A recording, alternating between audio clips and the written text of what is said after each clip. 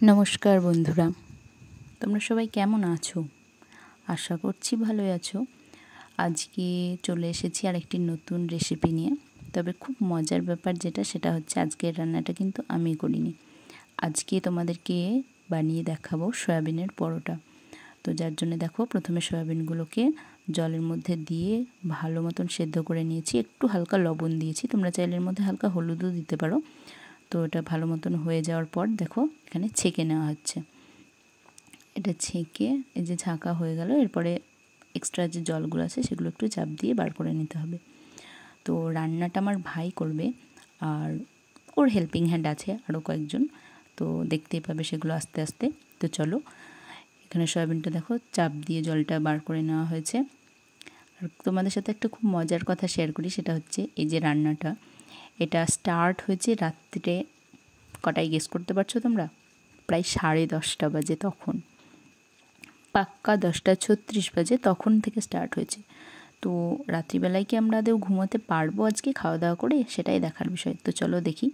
এদিকে দেখো সয়াবিনটা বেশ ভালো মতন পেস্ট করে নিয়েছে, কিন্তু যেহেতু পরিমাণটা অনেকটা বেশি ছিল তাই একবারে হয়নি, আর একবার দিতে হবে। এই যে পেস্টটা দেখো পুরো একদম বাটনার মতন বাটা হয়ে গেছে। তোমরা চাইলে এটা একটু দানা দানাও রাখতে পারো। তো এরপরে দেখো আর খানিকটা যেটুকু আছে ওরা পেস্ট করে নিচ্ছে। আর এদিকে এই যে আরেকজন বসে গিয়েছে মশলার জন্য। এই যে এদিকে মিক্সিতে রাখা হয়েছে টমেটো দিচ্ছি আমরা একটু হালকা, আর জিরে লঙ্কা তেলে ভেজে দিয়েছি, একটু টেস্টটা যাতে অন্যরকম হয় তাই। আর এদিকে আরেকজন হচ্ছে আদা ছাড়াচ্ছে। তো এর মধ্যে এগুলোই যাবে আর কি, আদা আর জিরে লঙ্কা যেগুলো ভাজা হয়েছে, আর একটু টমেটো দেওয়া হয়েছে। তো এগুলোকে পেস্ট করে নেব। তোমরা চাইলে একটু হালকা গরম মশলাও দিতে পারো। আর যেহেতু আমাদের এটা পরের দিন সোমবার, দু একটা যদি থেকে যায় তো খাওয়াও হতে পারে, সেই কারণে পেঁয়াজ রসুনটা স্কিপ করে গিয়েছি আমরা। তো তোমরা চাইলে দিতে পারো। এদিকে যে ময়দাটা আর যে মশলা করা হয়ে গিয়েছে, এখন এগুলো ভাজার পালা।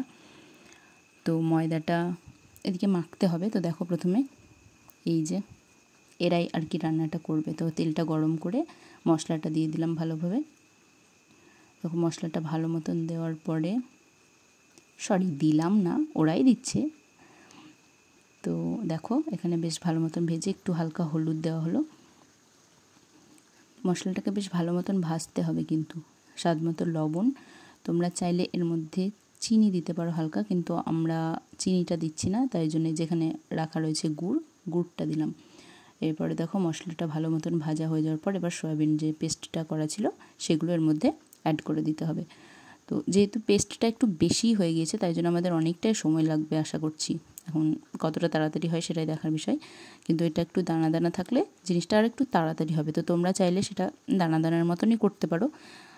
আমি ফার্স্টে ভেবেছিলাম যে এটাকে হয়তো ময়দার সাথে মানে একসাথে মাখিয়ে তারপরে পরোটাটা করবে, কিন্তু ভাই পরে বলল যে না, সেটা করব না, যেভাবে আর কি পুর ভরা হয় সেইভাবে সয়াবিনটা পুর হিসেবে ব্যবহার হবে। তো সেই জন্যে এই যে এটা এদিকে নাড়াচাড়া চলছে।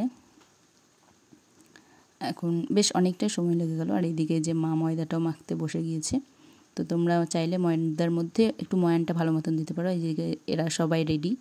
আর এই যে এটা দেখো এদিকে হয়ে গিয়েছে, পুরটা রেডি, একটু ঠান্ডা করতে হবে। তো যেহেতু এটা পুর হবে তাই জন্য এরকম একটু ঝরঝরে হলেই ভালো হতো, কিন্তু কিছু করার নেই। আর এই যে এদিকে পুরটা আমার বর একদম তাড়াতাড়ি করে দেখো ময়দাটাকে মানে গোল করে তার মধ্যে পুরটা ভরে মুখটাকে ভালো মতন বন্ধ করে এইভাবে তেল দিয়ে একটু যতটা পারো বড় করে বেললে ভালো হয়, কিন্তু পরোটা শেপ ওরা দিতে পারবে না, তাই যেভাবে পারছে আর কি করে নিচ্ছে। আর ময়দাটা যেহেতু অনেকটা নরম হয়ে গিয়েছিল, অনেকটা রাত্রি ধৈর্যও কম ছিল তখন, তাই জন্য একটু ফেটেই গেল। আর এইদিকে আর একজন বসে গিয়েছে শিখতে।